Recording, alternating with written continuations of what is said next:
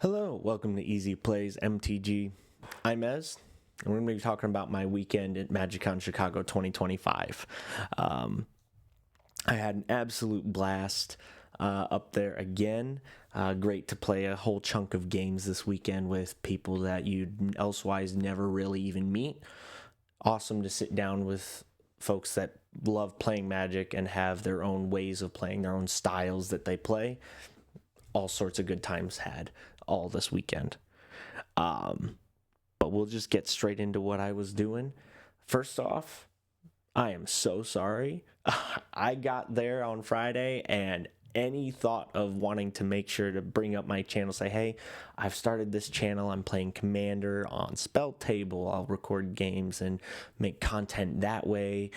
Be able to have some of those interactions with trying to push to be a growing YouTube channel.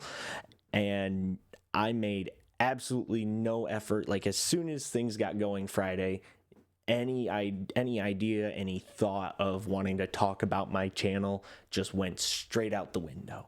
I was just so stoked to be just there, immersing myself to get to play games, browse around at the vendors in the merchant areas, seeing some fellow and more popular content folks that are there. And so I didn't do any of that, unfortunately, so we'll keep that in mind for future Magiccons that I actually will be at. But right away, Friday morning, it took a little bit to wander downstairs to where most of our free play space was. I don't think that was necessarily clearly marked right away Friday, but by the time you get to Saturday and most of your attendees have already made their way down there to see, okay, we have another round of food vendors there, as well as this is an entire space dedicated to free play, to the command zone, to the bracket beta testing system a little further down. The stage is all down there. Just utilizing that entire space was a significant improvement for Chicago there from last year. Where there was just absolutely no extra room, no space anywhere to be had. And so that was a very nice improvement. Friday morning for me, playing a couple casual games. I won right away 2 games back to back, which was pretty solid for me to start off. I did manage to make my way upstairs then for a little bit, do some shopping. I did get my City of Traders for my Osgir Zerta CEDH deck, which I was stoked to see. Got a good price for that. Then I went downstairs again, jammed some more games, a mix of casual and CDH actually. So I ended up losing all my casual games, but my CDH games I was 1 and 2 with. Of course, we're piloting my Osgir Zerta. I will go ahead and have the deck list and tutorial that I'd had way at my very first video. Actually, I might have to redo that here pretty soon too, with some of the changes that has been made to it. But I'll have those in the description below. Funny thing about one of those CEDH games I lost, though, Obnixilis Captive Kingpin had managed to land. All will be one. I'll probably have those cards up on the screen for you folks. But that player had played Mount Doom as their land for turn and was passing because I had 2 Triskelion tokens, which were staving off the Obnixilis from wanting to initiate anything for a combo, and staving off the Plagon player who was next in turn order from wanting to do anything with his commander either. But as we were changing turns after talking about Mountain Doom coming into play, Plagon went after my Triskelion tokens, and so myself and the player across from me figured that they were ready for the Mount Doom activation and initiating of the Obnixilis loop. And so that game ended because my Triskelion tokens got Chain of Vapor, bounced a hand, flickered away, whatever. But the Obnixilis then was ready to activate Mount Doom and ended up winning at the end step of their turn. So that was a really great time. And then we played another one, which I managed to take that win, that was my CDH win Friday, which was fun.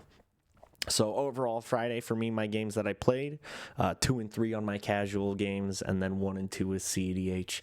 So that was pretty stoked. I think I ended up I think I'd left the play area just a little bit after 9, after I believe one more casual game, I think is when that was, and I decided, you know what, I'd rather. My friends had already gone back to the hotel, so I was like, you know what, I'd rather just go back there, hang out with them a little bit this evening yet, and get some rest before jumping back in Saturday.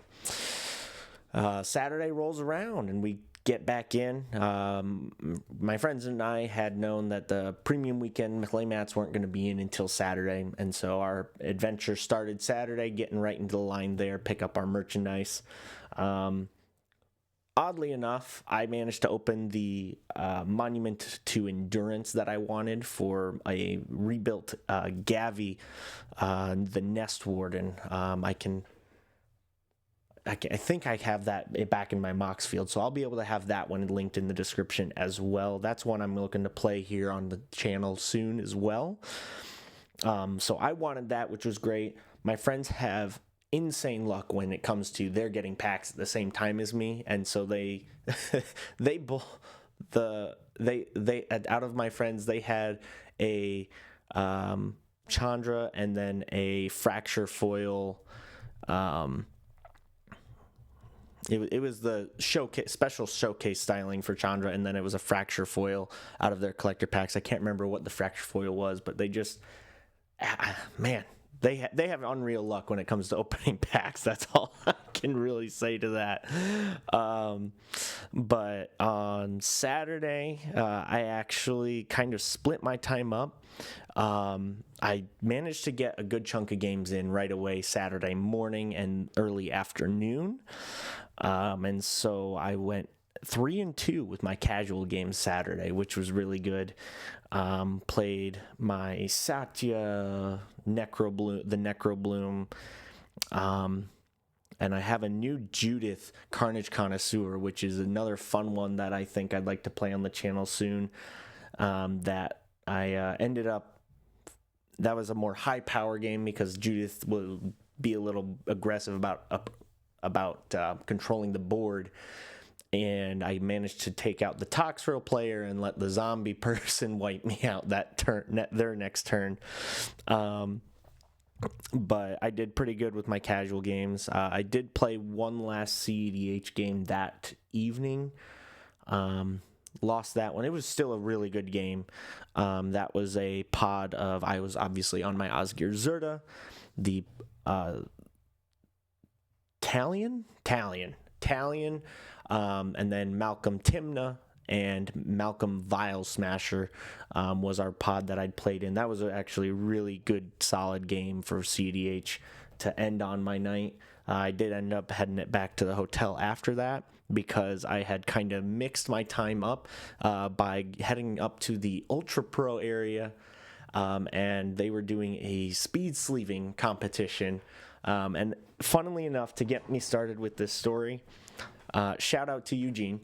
I'm sure he knows well enough from our conversations. He'd sent me the TikTok video of Jimmy Wong's from the Command Zone's time up at the Ultra Pro station for this, and said, go do it. And I said, you know what? I bet I could do that. And so I took some time after finishing my game I was on, headed up to the Ultra Pro space, gave it a couple attempts, and managed to get a good time. I think in my last time I had on Saturday, I ended at about 1 minute and 4 seconds. So that was really good. And then managed to get back in Sunday morning as I went to the Dragon Shield booth to hang around by Play to Win, hoping to get a game with one of them. And I managed to do just 1 or 2 attempts there, but I got my time there to 1:313. We'll come back to that number here in a second. But my Sunday, I'd had all my stuff packed up except for my CEDH. I said, you know what? I'll just bring my CEDH Sunday. I'll be ready to jam some CEDH games in the afternoon and all of that. So most of my morning, I managed to stay and watch a lot of high quality games actually at the Dragon Shield booth with Play to Win. I managed to get a game in with Cam. and I did actually get to win that game. I'll look forward to seeing if they mention that game. I assume they'll also do a kind of Chicago 2025 recap video, so you might see me pop over there just to comment, hey, that was me, I was the Oscar Zerda, if they mention it. But then the top 8 for the Ultra Pro event that I made was starting at 4 p.m. And so I actually managed to get a few CDH games downstairs again in the meantime. So my Sunday games, I actually was 3-1 between all the games that I played. And so I've been rocking my Oscar Zerda this weekend, and so that was really good feeling to end my last day at the Magiccon with a lot of wins with my deck. But then we get to the top 8 event for the Ultra Pro speed sleeving. Honestly, I'll have a whole bunch of different things that I will let run here in a minute, put up a couple pictures, but it just got down to being steady under pressure, I think, because a lot of those top 8 times that folks had over the course of the weekend were right around that minute, maybe a minute 8 range, as well as times that were under a minute at all. But my times were up there and just staying really close to a minute, and a minute 5, I think, was about that range that I kept my times in and managed to stay ahead of my head-to-head competitors and win a whole bunch of merchandise from Ultra Pro for that. Okay, so to cut in real quick again, my time at that championship match for that head-to-head for either getting the whole top prize or second place, my time there was a minute .313, tying my exact time I'd had from earlier that morning. So that's why I was just mentioning we'll get back to that time. Sorry to jut in. We'll finish up the rest of the video.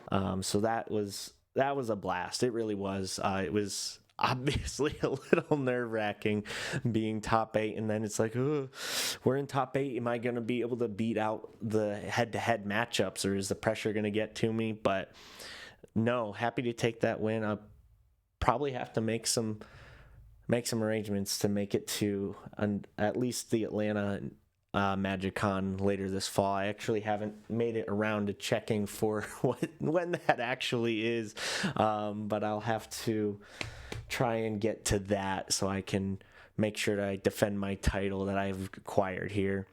But yeah, that about sums up my weekend at Magiccon Chicago 2025.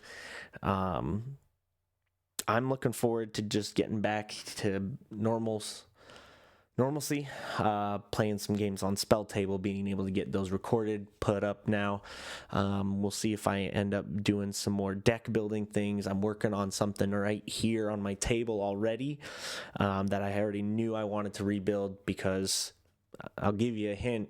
Vehicles just got a lot of vehicle support out of Aether Drift, and so Shurikai looks pretty good once again to rebuild. So I'm excited to be working on that. So that'll be something that I might play here pretty soon as well.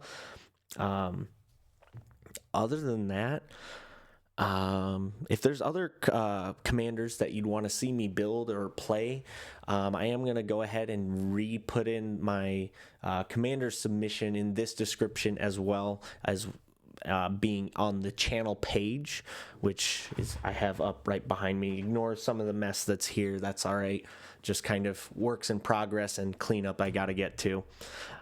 But I'll have that commander submission in the description of this video here as well, so that if there's a casual commander you'd like me to build, if there's a certain bracket range that you'd like to see me try and build in, and what kind of either color identity, go ahead and put those kind of things in there. If you're looking for you want to see a CDH build that maybe I want to work on, I have that attached in there as well, so you'll be able to select where what you're wanting to put in for that, for a deck construction from me.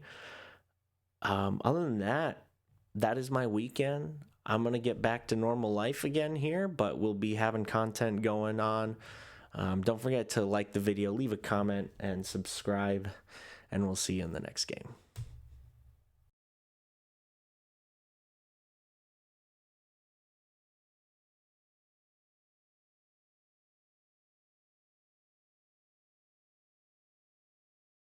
ultra pro, you know, played your top score there for a long time. And you earned it. You get this beautiful first place trophy. And yeah, so it's like the Saving Competition 2025 Chicago. Congratulations!